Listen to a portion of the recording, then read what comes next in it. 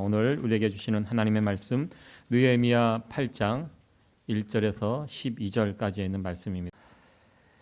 이스라엘 자손이 그 본성에 거하였더니 7월에 이르러는 모든 백성이 일제히 수문 앞 광장에 모여 학사 에스라에게 여호와께서 이스라엘에게 명하신 모세의 율법책을 가지고 오기를 청하매 7월 1일에 제사장 에스라가 율법책을 가지고 남자 여자 무릇 알아들을 만한 회중 앞에 이르러 수문 앞 광장에서 새벽부터 오전까지 남자 여자 무릇 알아들을 만한 자의 앞에서 읽음에 뭇 백성이 그 율법책에 귀를 기울였는데 때에 학사 에스라가 특별히 지은 나무 강단의 섬에 그 우편의 선자는 mat디다와 스마와와 아나냐와 우리야와 힐기야와 마아세아요 그 좌편의 선자는 부다야와 미사엘과 말기야와 하숨과 하스밧다나와 스가랴와 무슬람이라. 학사 에스라가 모든 백성 위에 서서 저희 목전에 책을 펴니 책을 펼 때 모든 백성이 일어서니라. 에스라가 광대하신 하나님 여호와를 송축하며 모든 백성이 손을 들고 아멘 아멘 응답하고 몸을 굽혀 얼굴을 땅에 대고 여호와께 경배하였느니라.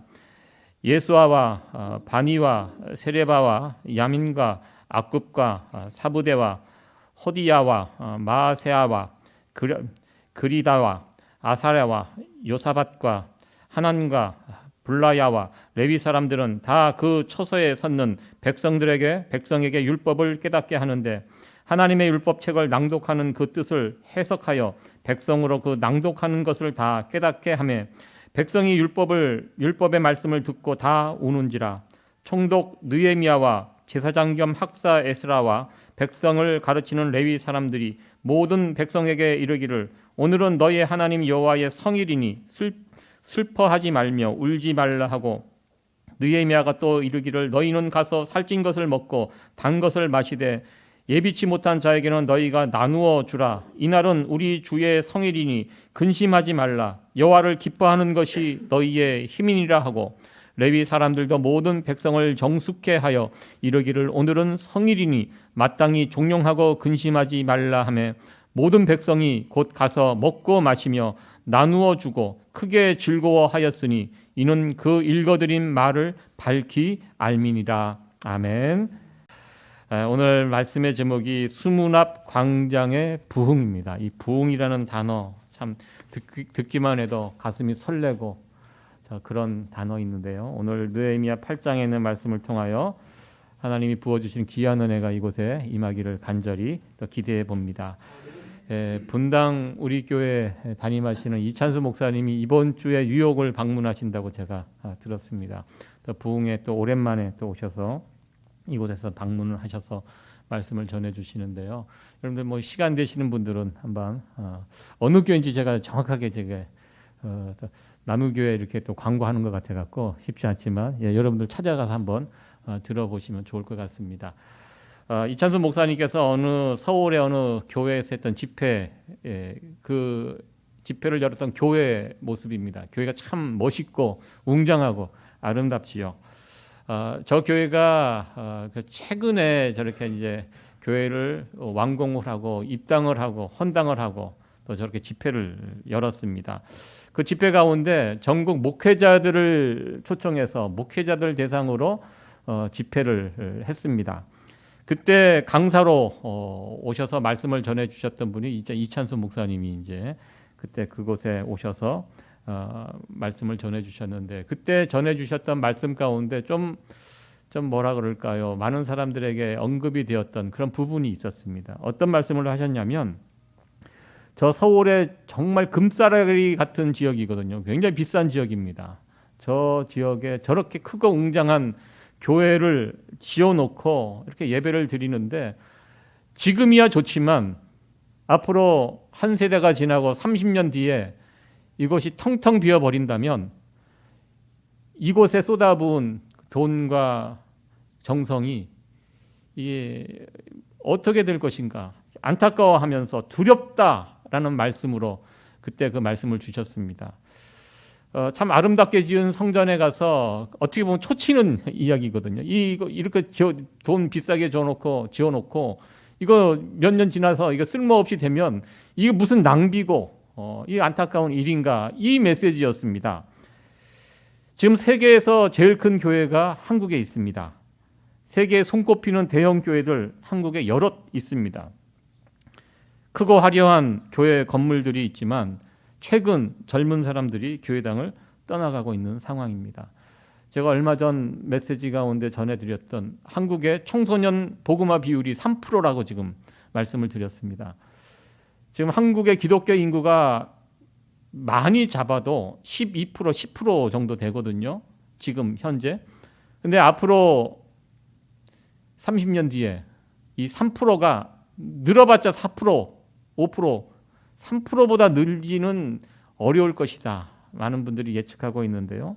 그렇다면 30년 정도 지나면 정말 우려하는 현상이 벌어지게 됩니다. 100명 중에 3명이 교회를 다니는 그런 상황이 벌어지게 되는데요. 이런 상황은 한국 교회뿐만 아니라 이곳에 있는 이민자들이 섬기는 한인교회들도 비슷한 상황이라고 또 생각을 해봅니다. 그래서 언젠가 유럽의 교회들처럼 1990년대에 영국에 유학을 가셨던 교수님이 전해주신 그 이야기입니다. 충격적이었다고. 자기도 영국이 종교개혁이 일어났던 또 청교도들의 신앙이 살아있는 그 땅이 영국 땅입니다. 여러분들 영국이 요즘 어떻게 변해가는지 여러분들 잘 아시죠? 예, 이제 무슬림들이 지금 막 정복을 하고 그런 시장이 나오고 난리가 났습니다. 전통적인 유명한 목사님을 배출했던 크고 화려한 교회 주일이 되어서 예배 참석하러 들어갔다가 들어가 보니까 주일날 그 엄청난 그 예배당이 텅 비어 있고 주일날 예배를 안 한대요. 근데 어디서 예배 찬송 소리가 들려서 찾아가 보니까 조그만 방에 그 큰 공간을 사용하지 못하고 조그만 룸에 노인들 한 10여 명이 모여서 예배를 드리고 있는 모습을 보고 충격을 받으셨다고 합니다. 아니 어떻게 이럴 수가? 아마 지금은 더 심할 것입니다. 그런 모습이 앞으로 한국교회의 모습이 되지 않을 것이라고 장담할 수 없는 이런 상황이 지금 벌어지고 있습니다. 우리 신앙생활 하는 데 있어서 예배당, 건물 필요하고 중요합니다. 예배 드릴 수 있는 안정적인 공간을 확보한다는 거 필요합니다. 그러나 예배 드릴 수 있는 공간을 확보했다고 하지만 그거보다 더 중요한 거, 확보된 공간 그 안에 무엇을 채워 넣어야 할 것인가? 이것이 더 중요하다는 것입니다. 느헤미야 8장은 바로 이 부분에 대해서 말씀하는 그런 성경입니다. 오늘 이 본문의 내용을 제가 이게 성경을 읽었지만 읽으면서도 가슴이 뜨거워지는 이런 경험을 하게 됩니다. 수물 앞 광장의 부흥의 이야기를 다루고 있습니다.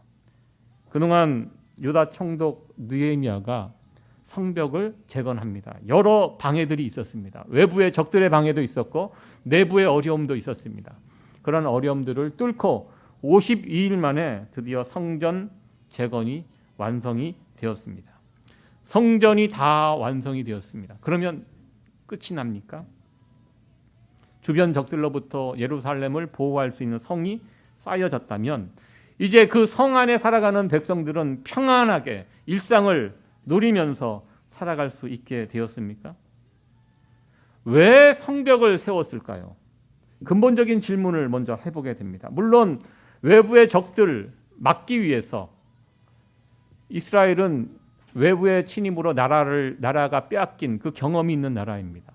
포로로 끌려가서 70년 만에 다시 돌아오고 150년 만에 다시 돌아오는 그런 경험이 있는 나라입니다.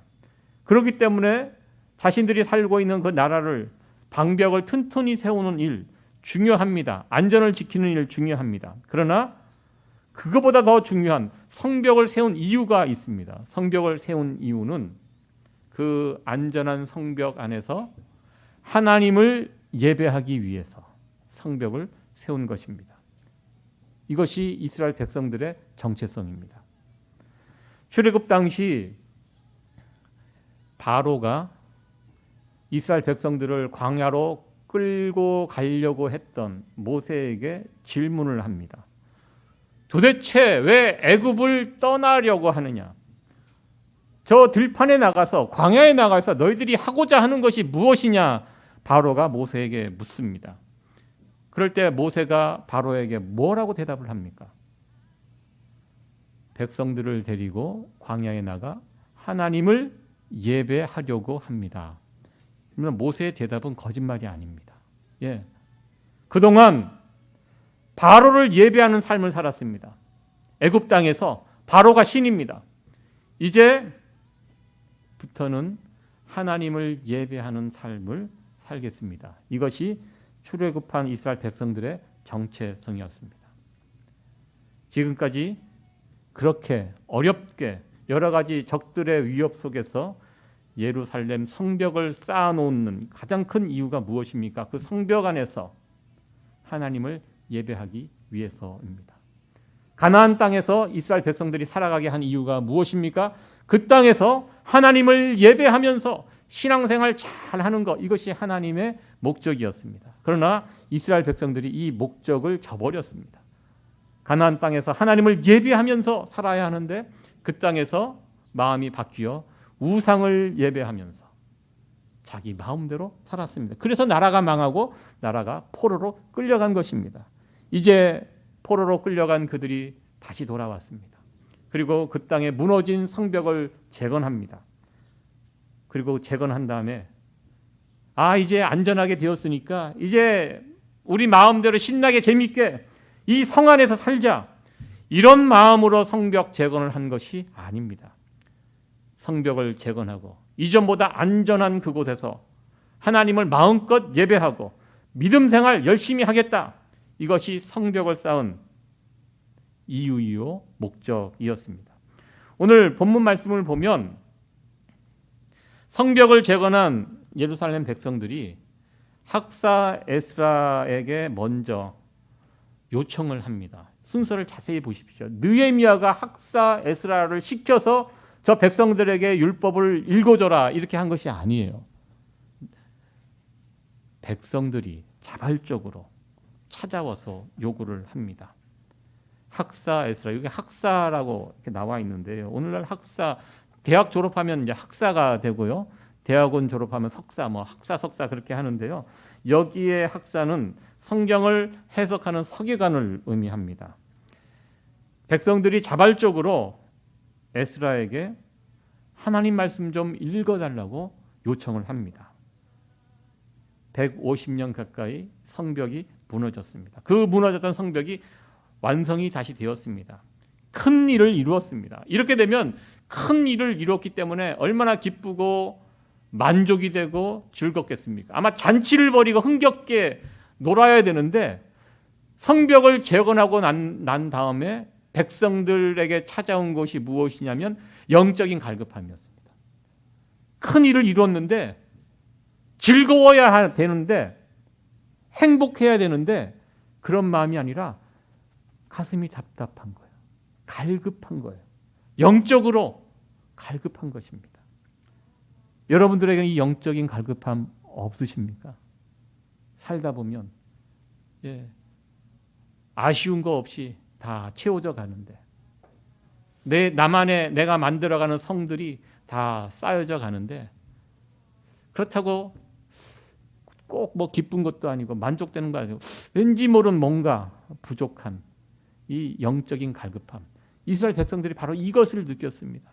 성벽을 재건하고 이제 신나게 잔치 벌이고 놀아야 되는데 그렇지가 않은 거예요. 성벽을 세워놨는데 영적인 그 안에서 갈급함이 일어나게 되었습니다.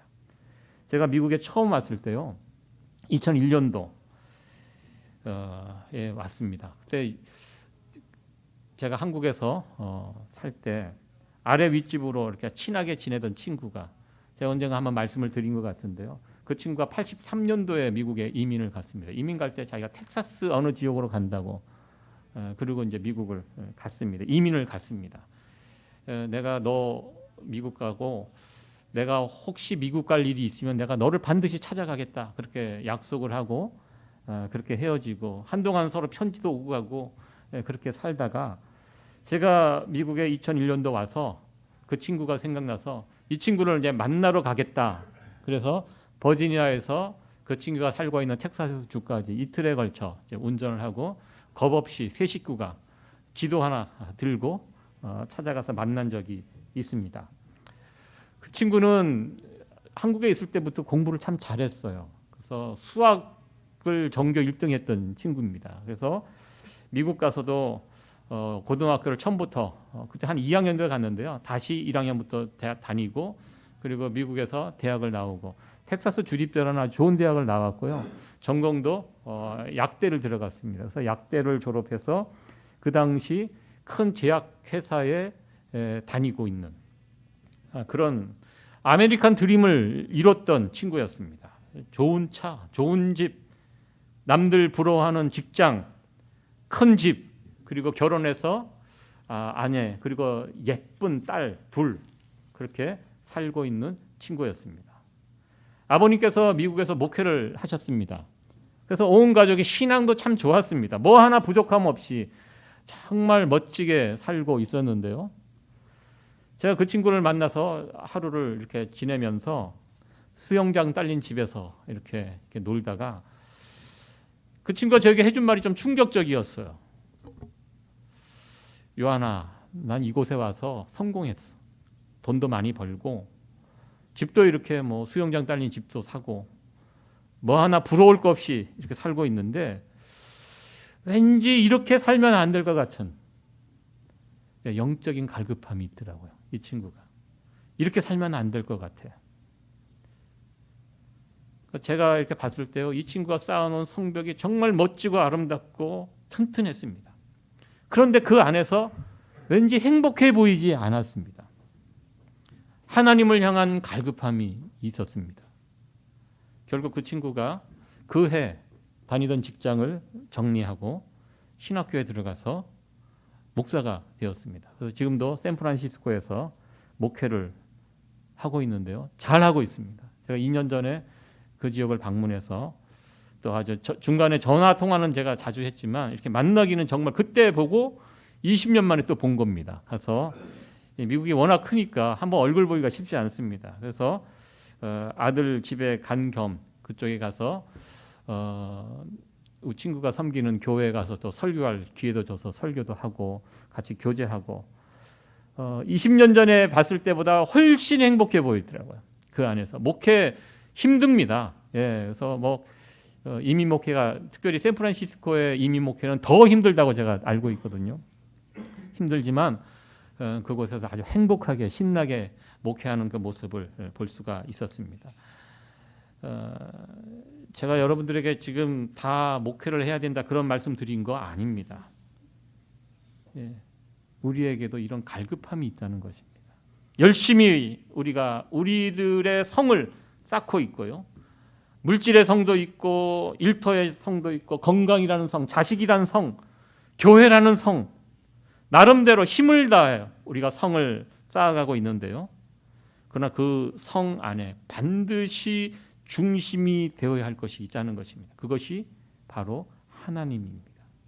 하나님을 예배하는 삶이 중심되지 않으면 성이 재건되고 회복되었다고 해도 그것으로 끝이 아니라는 것입니다. 반드시 우리들이 쌓는 성 안에 회복되고 재건되어야 될 것, 바로 우리의 믿음과 신앙과 예배의 회복입니다. 이거 없으면 이 갈급함 가지고 삶 이것이 채워질 수가 없습니다. 오늘 본문의 내용을 보면요, 예루살렘 성에 거하는 백성들이 자발적으로 에스라를 찾아옵니다. 하나님 말씀 들려달라고 요청합니다. 2절을 보면요, 모든 백성들이 수문 앞 광장, 수문, 물이 흐르는 워터게이트입니다. 영어로 하면 워터게이트. 오늘 우리가 예배 전에 불렀던 찬송가 목마른 자들아 다 이리로 오라. 예, 그 찬양의 가사가 생각나는 장면인데요. 워터게이트 그 앞에 수문 앞 광장에 백성들이 모였습니다. 그곳에 와서 하나님 말씀을 읽어달라 요청을 합니다. 그래서 그 하나님 말씀을 읽게 되는데요. 그곳에서 보니까 새벽부터 오전까지 그러니까 최소 6시간을 하나님 말씀을 읽게 됩니다. 그리고 그때 제가 오늘 성경을 읽으면서 좀 곤란했던 여러 사람들 이름, 생전 처음 들어보는 사람들 이름이 막 쭉 나옵니다. 왜 이런 사람들의 이름을 성경에 기록했을까? 이 사람들이 중요한 역할을 했어요. 왜냐하면 지금 그곳에서 이들이 읽었던 성경이 모세오경입니다. 모세오경은 히브리어로 기록이 되었습니다. 그런데 모세오경을 읽을 때, 히브리어로 읽을 때 그곳에 모인 백성들 가운데 히브리어를 이해 못하는 사람들이 상당히 많았습니다. 왜냐하면 바벨론에서 포로 생활 150년 만에 돌아오는 사람도 있고요. 특히 젊은 세대는 히브리어를 못하는 사람들이 있었습니다. 그래서 그들이 사용하는 아람어로 옆에서 히브리어로 학사 에스라가 외치면 그것을 듣고 저 소리가, 저 언어가 어떤 뜻인지 옆에서 해설을 해주는 사람들이 필요했습니다. 그러니까 여기에 나와 있는 이름들은 다 그런 분들이에요. 그 옆에서 왜? 하나님 말씀을 이해해야 돼요. 알아야 돼요. 그냥 단지 이렇게 여러분들 지금도 천주교, 캐톨릭은요 미사를 드릴 때 그 라틴어 성경을 읽습니다. 라틴어 잘하시는 분들은 모르겠지만 대부분 라틴어 못하거든요. 그러니까 그게 하나의 예식으로 그냥 라틴어 성경을 그냥 쭉 읽어요. 뜻도 모르는 성경을 읽어요. 종교개혁이 그래서 일어났습니다. 종교개혁이. 저 뜻도 모르는 라틴어 성경을 막 읽어요. 일반 백성들은 성경을 알 필요 없다고. 그래서 루터가 제일 먼저 했던 일이 그 라틴어 성경을 독일어 성경으로 번역해버려. 이것이 불충한 일이에요. 라틴어 성경을 감히 독일 사람들이 읽는 독일어로 성경을 번역해서 이게 출간을 해서 이것이 로마 카톨릭의 분노를 사고 그래서 루터가 재판을 받고 재판받은 이유가 그거예요. 성경을 독일어로 번역을 해서 출간을 했다고. 일반 백성들은 성경을 못 읽게 했습니다. 신부들끼리만 라틴어 성경을 이렇게 읽고 마치 그것이 멋있어 보이잖아요. 잘 모르는 언어로 막 읽으니까 사람들은 뜻도 모르고 이거는 신앙이 될 수가 없지요. 지금 에스라가 수문학 광장에서 성경을 봉독하는 읽는데 히브리어 성경을 읽을 때 그 성경 말씀이 이해될 수 있도록 사람들이 흩어져서 이것을 옆에서 해석을 해줍니다. 그리고 오늘 성경에 보면 그 책을 읽을 때 어떻게 합니까? 백성들이 다 일어납니다. 그래서 요즘도 성경 말씀 읽을 때 또 회중이 이렇게 일어나서 성경 말씀을 듣도록 하는 교회들도 있습니다. 저도 그렇게 하고 싶지만 저희들은 또 연로하신 분들도 있고 앉았다 일어났다 이게 참 어떻게 보면 천주교의 모습이거든요. 그래서 그렇게 하지 않아도 그러나 여러분들 하나님 말씀을 받을 때는 정말 경건한 마음으로 우리가 비록 의자에 앉아 있지만 바른 자세로 하나님의 말씀을 받아야 합니다. 이분들은 하나님 말씀 들을 때 일어섰어요. 그리고 오늘 성경에 보면 6시간 정도 일어서 있는 거예요. 남녀노소 얼마나 다리가 아팠겠습니까? 앉고 싶겠습니다. 그러나 모두가 일어선 상태로 6시간 넘게 하나님 말씀을 들었습니다. 그러니까 이 갈급한 심령이 되니까요. 몸이 피곤한 거 상관없습니다. 일어서서 하나님 말씀을 받고 그래서 그 말씀을 통하여 놀라운 부흥이 일어나게 됩니다. 가만히 보십시오. 말씀을 설교를 잘한 게 아니에요. 성경을 읽기만 해도 하나님 말씀의 능력이 있다는 것입니다. 읽기만 해도 나와 있는 책에 있는 성경을 쭉 통독을 했는데 그것에 부흥의 역사가 일어났습니다. 여러분들 한국의 초대교회의 역사를 보면 세계 교회사가 깜짝 놀랄 부흥이 한국에 있었습니다. 평양 대부흥이라고 1910년대 그 즈음에 있었는데요. 그때 부흥이 한국에 일어난 부흥이 특징이 무엇이냐면 말씀 사경의 부흥이에요. 부흥회와 사경회는 좀 다릅니다. 사경회는 성경 공부 모임이에요. 성경 말씀이 무슨 뜻인지 풀어서 설명해 주는 것을 사경회라고 합니다. 근데 한국의 부흥운동은요. 말씀 사경회를 중심으로 부흥운대가 일어났어요. 평양 대부흥, 말씀 사경회. 평양에 말씀을 풀어서 설교하는 목사님이 설교를 하면요. 전국 각지에서 걸어서라도 며칠씩 걸어서 평양에 몰려들었습니다. 말씀의 능력이 있습니다. 말씀의 힘이 있습니다. 그러니까 올바른 부흥이라는 것은요. 언제나 하나님 말씀으로부터 시작이 됩니다. 우리가 하나님 말씀에 대한 갈급함이 있을 때 하나님의 말씀을 가까이 하고 싶고 읽고 싶고 그 말씀 외우고 싶고 암송하게 되면요, 그러면 내가 붙들고 있는 그 말씀을 하나님은 체험하게 해주십니다. 하루 종일 내 속에 말씀이 막 살아서 움직여요. 나를 지배하게 돼요.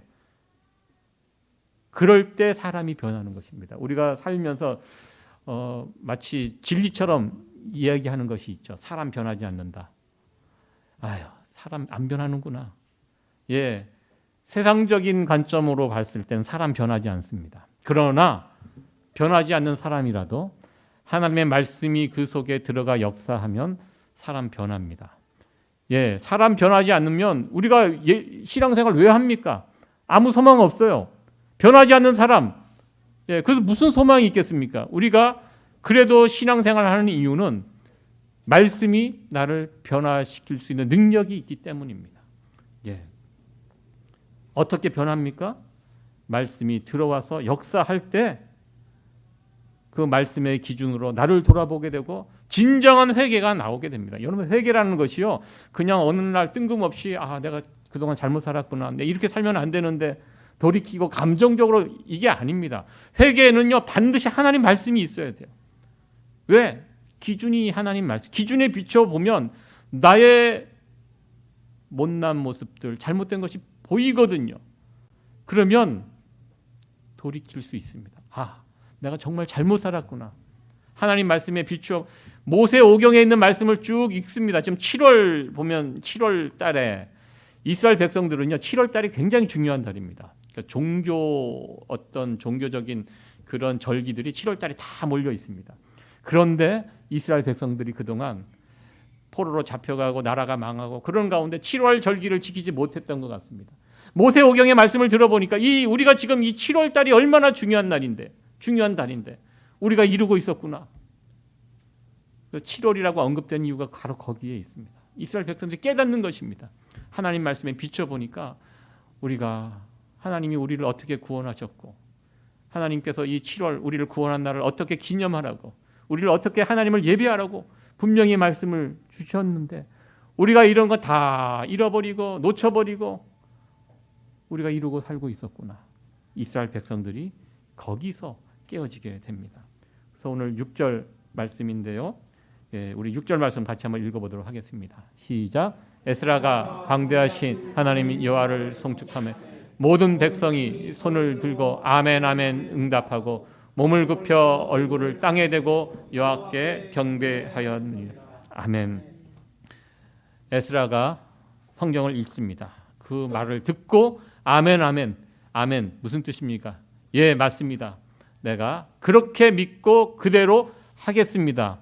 이것이 히브리 사람들이 하는 아멘의 뜻입니다. 내가 동의합니다. 어그리가 아니에요. 당신 말에 내가 동의합니다.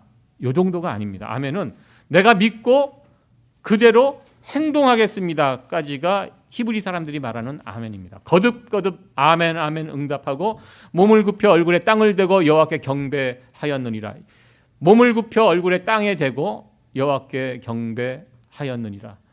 이것이 바로 예배입니다. 예배가 무엇입니까? 하나님 앞에 허리를 굽히고 머리를 땅에 대고 엎드려 항복하는 것. 이것이 예배의 본래 뜻입니다. 하나님 말씀이 임합니다. 하나님 앞에 머리를 숙이고 하나님을 예배합니다. 하나님이 나의 주인 되십니다. 나는 주님의 종입니다. 이것을 확인하는 자리가 바로 예배의 자리입니다. 그러니까 예배는요, 하나님 앞에서 내가 죽는 것입니다. 하나님 앞에 항복하며 나가는 행위가 예배입니다. 그래서 예배의 자리에 나가면, 진짜 예배를 드리면요, 나는 없어집니다. 그리고 우리가 찬송가 가사에처럼 구속한 주만 보이는 것, 이것이 바로 예배입니다. 그리고 9절 말씀 보면요, 백성들이 옵니다. 우리 같이 한번 9절 말씀 읽겠습니다. 시작. 백성이 율법의 말씀을 듣고 다 오는지라. 총독 느헤미야와 제사장 겸 학사 에스라와 백성을 가르치는 레위 사람들이 모든 백성에게 이르기를, 오늘은 너희 하나님을 여호와의 성인이니 슬퍼하지 말며 울지 말라 하고. 아멘. 백성들이 눈물이 터집니다. 하나님 말씀이 정말 내 속에서 역사하게 되면요, 눈물이 터집니다. 왜? 내가 하나님 말씀에 비춰보면 너무 부족하거든요. 이렇게 살면 안 되겠다는 생각이 막 절실히 드러나거든요. 하나님이 나타나면 내가 감당을 못합니다. 그래서 눈물이 터집니다. 제가 학생들 데리고 여름에 이렇게 예전에 수련회를 가보면 학생들 참 눈물이 많아요. 저녁 집회 때마다 웁니다. 그러니까 저는 이 신앙이 시간과의 싸움이라고 생각합니다. 이게 무슨 말씀이냐면, 학생들 수련회 2박 3일, 3박 4일 짧은 시간이지만 집중적으로 24시간 같이 하나님 말씀을 훈련하면요, 아이들 확확 변해요. 그러니까 여러분들, 우리가 시간과의 싸움이에요. 우리가 하나님 말씀이 많이 노출되면 노출될수록 우리가 신앙의 사람이 돼요. 오늘날의 문제가 무엇입니까? 자꾸 모이기를 피하는 어떤 사람의 습관처럼 이 세상의 풍조가 그래요. 자꾸 모이는 것이 자꾸 약해져요. 우리가 하나님 말씀에 노출이 덜 되면 덜 될수록 우리의 신앙이 약해집니다. 사람 단순합니다. 제가 아이들 보면서, 학생들 보면서 느끼는 게, 이게 시간과의 싸움이구나. 수련회 2박 3일, 3박 4일 그거 하면 애들이 바뀌어요. 왜? 2박 3일, 3박 4일 가둬놓고 밥 먹이면서 막 이렇게 훈련을 하잖아요. 암송시키고. 그럼 애들 따라옵니다. 순진해서 따라와서 집회하면 막 이게 막 감성적이기 때문에 막 울고불고 난리가 납니다. 그래서 이 시간과의 싸움이구나. 그래서 최대한 길게 하는 게, 제가 예전에 한 달짜리 수련을 한 적이 있거든요. 한 달짜리 수련을 하니까요, 애들이 나중에 다 천사가 되더라고요. 정말입니다. 시간과의 싸움이구나. 하나님 말씀을 붙들고 한 달 동안 훈련을 시키니까요, 애들이 처음에는 막 투닥투닥 싸우고 그러다가 나중에는 자기들끼리 얼마나 서로 위해주고 아껴주고 서로 섬기고, 다 천사. 그러니까 베드로가 여기가 좋사오니, 여기서 초막을 짓고 살자는 베드로의 고백처럼, 정말 사람이, 하나님의 말씀이 이렇게 사람들 이렇게 변화시키고 있구나. 결국 시간과의 싸움이구나. 여러분들도, 어른도 저는 저 별 차이 없다고 생각합니다. 여러분들 시간이, 하나님 말씀 읽고 예배드리고 기도하고, 이게 시간이 많으면 많을수록 여러분들 신앙 달라집니다. 요즘은 자꾸 이게 짧은 거를 원해요. 짧은 거를. 긴 거 안 봐요. 여러분들 유튜브도 긴 거 안 보시죠? 이제 쇼츠 10초, 15초 안에 그냥 착착 보는, 세상이 자꾸 짧은 거를 좋아해요. 그래서 참 신앙생활 하기가 더 어려워지는 것 같습니다. 청년들, 젊은이들 데리고 가면 이 눈물이 많아요. 그냥 하면은 그냥 울고, 또 개 중에는 너 어제 왜 그렇게 울었냐 물어보면 그냥 별 이유 없이 애들 우니까 자기 따라 울었다 하는 애들, 그리고 부모님 생각하니까 불쌍해서 울고, 자기 처지 생각하니까 불쌍해서 울고, 그런 학생들도 있었습니다. 여러분들, 그러나 우리가 진짜 이 이스라엘 백성들이 울었던 이 눈물이 무엇입니까? 하나님 말씀이 내 영혼에 들려지기 때문에, 그 하나님 말씀이 내 속에 들어오기 때문에, 그 말씀이 내 영혼과 골수를 쪼개고 들어오기 때문에 눈물이 터지게 되는 것입니다. 아마 여러분들도 부흥회나 어떤 말씀 집회에 가서 눈물을 흘려보신 경험이 있으실 것입니다. 아마 여러분들 그런 경험 다 있으실 것입니다. 아직 없으시다면 그런 경험을 꼭 하시기를 축원합니다. 그리고 하나님 말씀 앞에서 여러분들의 눈물이 메마르지 않도록 그렇게 되기를 간절히 축원합니다. 이렇게 하나님 말씀을 들을 때 백성들이 막 울고 있습니다. 느헤미야가 나타나서 백성들을 다독입니다. 이제 그만 울어라.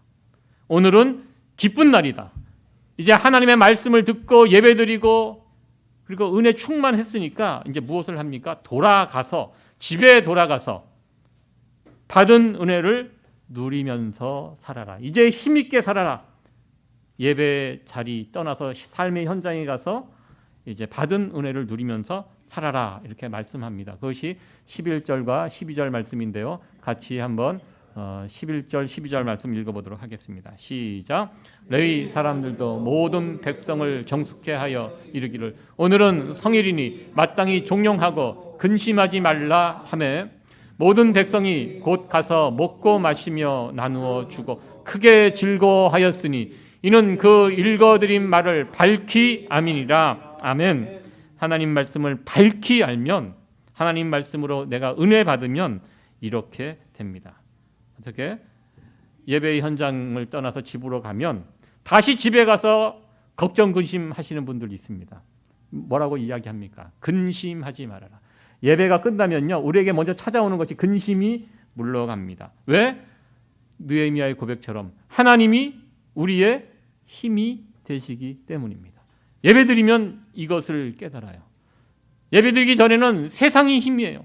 세상의 많은 것들. 그러나 예배드리고 나면 하나님이 나의 힘이에요. 이것을 체험합니다. 그래서 근심하지 않습니다. 그리고 내 삶의 현장에 돌아가서 무엇을 합니까? 변화됩니다. 그래서 움켜졌던 것을 나누고, 연약한 사람들을 돌아보고, 내가 가진 것을, 오늘은 성일이니 즐거운 날이니 이 즐거움을 함께 나누려고 합니다. 이것이 바로 하나님 말씀을 받은 사람들의 올바른 반응이라는 것입니다. 진정한 부흥의 역사는 언제나 하나님의 말씀으로 시작이 됩니다. 하나님 말씀에 대한 갈급함이 먼저 우리에게 찾아옵니다. 그리고 그 말씀을 들을 때 그 말씀대로 살지 못했던 내 자신이 보입니다. 그래서 돌이키고 회개하고 눈물이 터집니다. 그리고 하나님 앞에 진정한 예배자로 다시 회복이 됩니다. 그리고 나서 하나님 앞에 예배드리고 나서 끝입니까? 아닙니다. 이제 삶의 자리로 돌아갑니다. 그리고 그곳에서 근심을 떨쳐버리고 하나님이 나의 힘이 되신다는 것을 선포하고, 내 주변을 돌아보면서 연약한 자들을 위해서 기도하고 그들을 위해서 섬기고 나누고 이렇게 살아가게 됩니다. 이게 바로 말씀을 받은 자들, 말씀을 통하여 하나님을 올바르게 예배한 자들이 삶에서 나타나는 변화된 모습들입니다. 여러분들, 하나님의 말씀은요, 반드시 우리를 변화시키게 됩니다. 여러분들, 주일날 하나님 앞에 나오실 때 하나님 말씀 사모하시면서 나오시기 바랍니다. 오늘 본문에 보면 성경 말씀 읽기만 해도 이런 놀라운 변화가 있었습니다. 여러분들, 그리고 하나님 말씀을 사모한다면 그 말씀에 반응하셔야 돼요. 반응을 보이시고, 그리고 우리의 삶이 달라지도록 여러분들 스스로 변화하시기 바랍니다. 여러분들, 예배드리고 변하지 않으면 그 무슨 의미가 있겠습니까? 예배드리고 변함이 없다면, 변화가 없다면 그건 무서워집니다. 여러분들, 가인과 아벨 사건 아시죠? 가인이 동생 아벨을 죽였습니다. 언제 죽였습니까? 하나님께 제사 드리고 난 다음에 죽였습니다. 예배드리고 어떠한 변화가 없다면 우리가 그런 사람이 될 수밖에 없어요. 반드시 예배드리고 변화가 있어야 돼요. 하나님의 말씀을 듣고 예배드리고 변화되고 있다면 그 사람에게는 소망이 있습니다. 매일매일 우리는 우리들만의 성을 지금도 쌓아가고 있습니다. 여러분들, 우리가 쌓는 그 성 자체만으로는 결코 우리에게 만족함 주지 못합니다. 아무리 멋있게 쌓아도 그 자체로는 우리에게 만족함을 주지 못합니다. 왜? 하나님이 우리를 그렇게 만드셨기 때문입니다. 우리의 영적인 갈급함이 채워지지 않다면, 우리가 만든 그 성 안에 하나님이 안 계시고 하나님의 말씀이 없다면 우리는 영원토록 갈급한 상태로 지낼 수밖에 없을 것입니다. 우리의 성 안에 하나님이 계시고 하나님의 말씀이 계실 때 우리의 갈급한 영혼은 체험을 얻게 될 줄로 믿습니다. 이제 8월 마지막 주에 이제 새로운 장소로 저희들 옮겨가서 그곳에서 이제 첫 번째 예배를 드리게 됩니다.